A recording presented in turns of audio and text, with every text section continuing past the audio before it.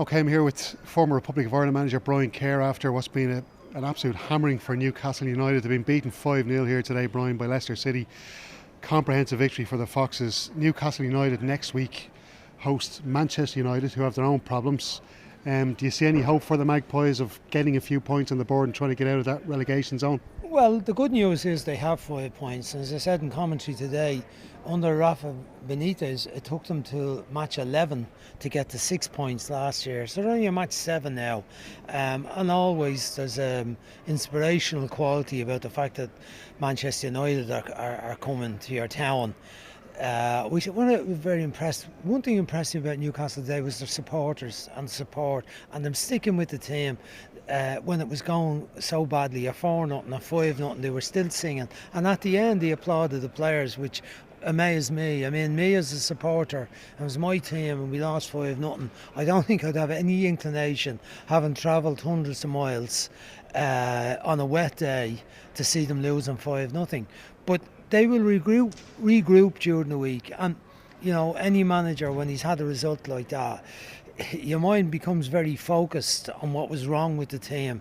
Now, sadly for Newcastle today, what was wrong with the team was every area of the pitch wasn't good. I didn't think the goalkeeper was outstanding today, but he got very little help or cover. The back four were poor. They usually play with 5. The midfield weren't in the game, and then once Hayden was put off, they struggled really, really badly. And for Joelinton up front, he never got a ball. He rarely had a cross that he could go in and have a go for. So there was no area of the pitch that Steve Bruce could have been happy about the performance of the players. So his options, he'd be hoping maybe that Matt Ritchie, Shelvey are back in the picture, which would give them a little bit more. But you know, can it's you a see poor anywhere, performance. like when you think of the United team and how they're playing this season, which hasn't been great either, where do you see Newcastle possibly causing some damage? Well, I think Joelinton, if he got some supply, he's a decent player. He hasn't been prolific. I looked at his record. I think it was Hoffenheim he came from. I looked at his record, and he wasn't exactly a prolific goal scorer. He had a reasonable number of goals, but for a young man playing in German football.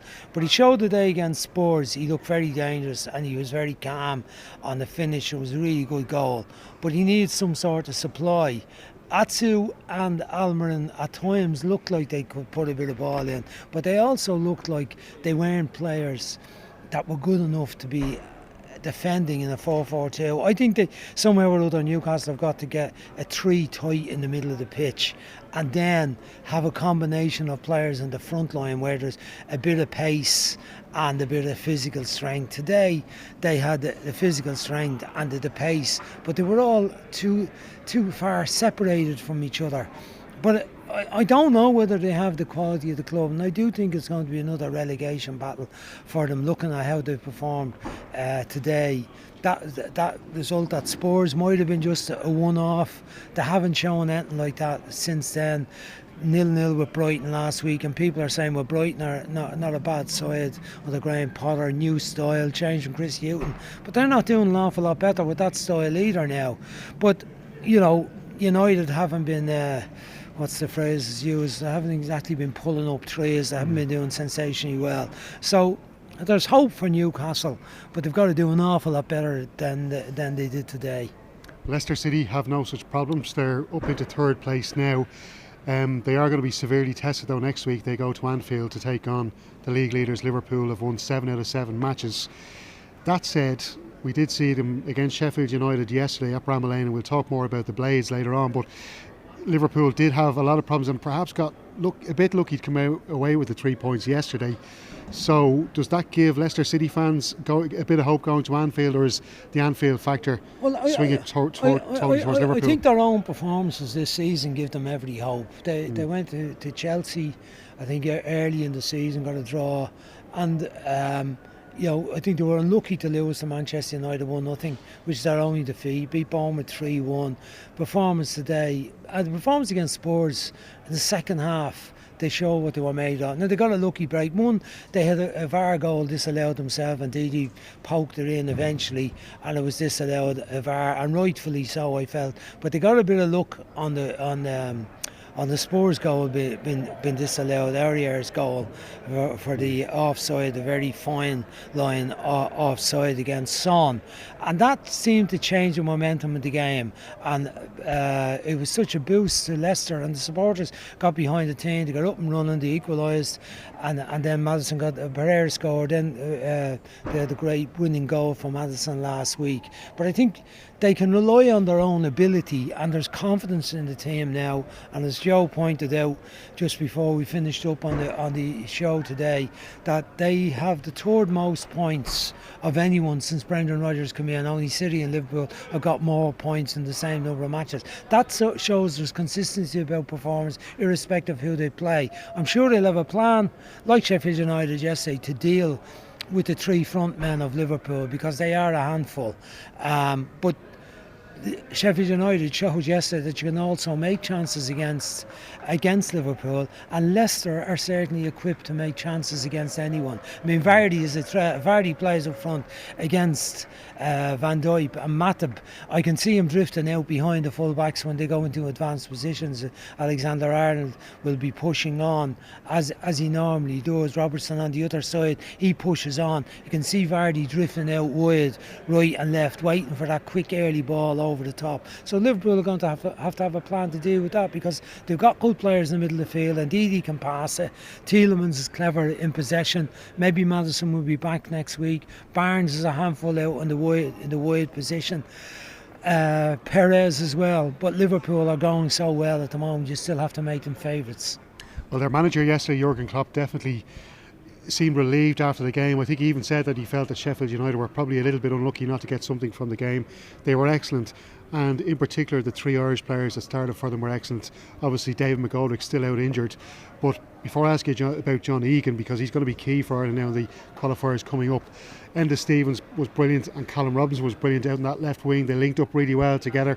Unfortunately Stevens is going to be suspended for the next game, but what was your assessment of how the Irish lads played for United yesterday? Well, I thought they did very well. I mean, you said with Egan, I mean, O'Connell got man of the match. Unfortunately, he's not Irish. But I thought it was a tight call between himself and Egan. Three centre-backs, Basham, the other one. They've done very well for Sheffield United. And you remember, they just come up this season. Chris Wilder has them in great shape, disciplined, but not a sit back and concede ground and hang on sort of a team. They're looking at them. They've had this fairly new concept of the idea of the centre halves running and advancing forward, the wide centre backs, Egan in the middle. But we didn't see so much of that yesterday. But what we saw was excellent defending, brave defending, blocks and tackles, and cohesive work between the three of them to shut out Liverpool for most of the match, until that unfortunate mistake by the goalkeeper Henderson when Aldham's shot went in between his legs. But on the counter-attack they were very good. They were good in possession, and McBurney and Robinson did quite well at times. Didn't get too many clear-cut chances. Robinson had one in the first half where he kind of drove it across the goal and outside the far post. He might have, just outside the far post, it had to be said. I thought he might have done a bit better. McGoldrick didn't get on the pitch. Unfortunately, it looks like at the moment that he's going down the pecking order a little bit at Sheffield United in terms of starting position. Stevens was really good, as he has been since the start of the season, up and down that left flank. Very composed in possession. Brave going on the inside, prepared to try and get in there, a bit like Doherty plays for Wolves on the other side, prepared to get into the box. He's done very, very well. He's a much improved player. So, unfortunately that he won't be available for the next match. Egan, I think, given his performances, will probably come in to mixed team now that he has the problem with the centre halves, both of them been out. Yeah. So as you said, Egan could be an important performer. How much is it down to the quality of the player, Brian, and how much is it down to that kind of the bounce from coming up and playing teams like Liverpool? Because obviously that makes players play 10, 15, 20% maybe above their level? Or do you think John Egan really is a very good quality centre half and could make a good career for himself in the Premier League? Well, it looks like he's going that way. He's, he was a young player at Sunderland, and he was let go, went down to the lower levels. I think he spent a good bit of time at Gillingham. Brentford as well. Yeah. Gillingham and Brentford, and he was bought for substantial money in terms of the Championship by Sheffield United. They got return on it because they got promotion. So now he's in there and he looks very comfortable. Now it's a bit different playing in international football if you're playing the two. Mick generally plays with two centre halves. A bit different than playing the three, as we saw at Newcastle today. With three, there's usually a bit of a comfort zone because you can fall into a five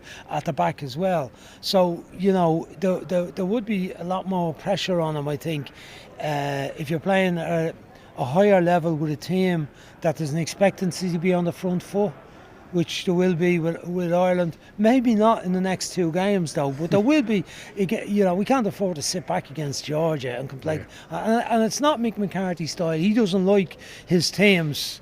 I was like that myself as a manager. I didn't like seeing my team on the back foot. I didn't like seeing us in our own half too much. I always like to be watching the play in the other half of the pitch. Now, to play that way, the centre halves, they don't have to be the quickest, but they have to be very, very sharp in their judgment and quick on their feet on the turn and ready on the half turn and not being caught flat-footed facing the play when the ball's going over your head, to be on the half turn ready to go when it goes over your head. So that's what John Egan is going to have to do. He wasn't overly impressive, I have to say, under the previous manager, where a lot of the performances were quite scatty and it was hard to see anyone. You were looking at the three centre backs and saying, when we get it, the first thing to do is ging it up the pitch and say a Hail Mary and hope one of our players gets it, rather than can you pass it into someone in midfield and let's start from there. Can we string out as a three and push on the full backs into advanced position, but open up to get it from the keeper and get it to instead of that, it was just having three fellas there and hoping for the best that they defended well, and we got away with it. We got away with a few 0-0 draws, but they were awful. And John played in games where I'm not so sure.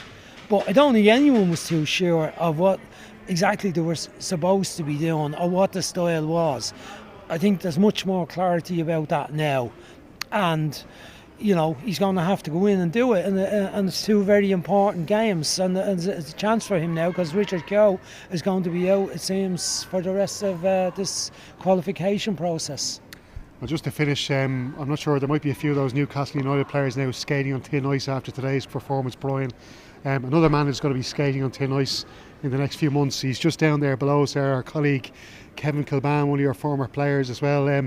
What's your reaction to this bombshell that he's going to be going on, this dancing on ice? Yeah, well, maybe his previous days as a winger on the touchline at Goodison Park, when he often showed a bit of twinkle toesdom. It's a twinkle toesdom, it's a makey upward, but maybe that when he had to show a little bit of dexterity on the wing, a bit of flair, a bit of grace, and the ability to jump over bodies and a few tackles flying in, that he had to show fleet-footedness. Maybe that'll all come into play. Whether he can do it on a tin blade skate, I'm not so sure. But look, Kevin has adapted very well to his career as a footballer finishing. He's been a coach for a while. It looked like he was going to make headway in that, and he's changed roles now and come into the media, and he's doing a great job as an analyst, I'd like to say, rather than as a pundit. I think sounds too messy of a word. Fantastic. I think I'm not sure that Brian, he's, have the years been kind? I'm a little bit worried about seeing him in a bit of Lycra. The Lycra, it's not it's not too kind to lads who pass the 40 mark. There'll be some Tinseltown suits, I'd say. Tinseltown on the ice rather than Tinseltown in the rain. That Blue Nile song was a great song. So Kevin in the Tinseltown suit with a bit of Lycra and sparkly tassels on him. Well, I hope it goes. We look forward to seeing him gracefully across the ice. Thanks a million, Brian.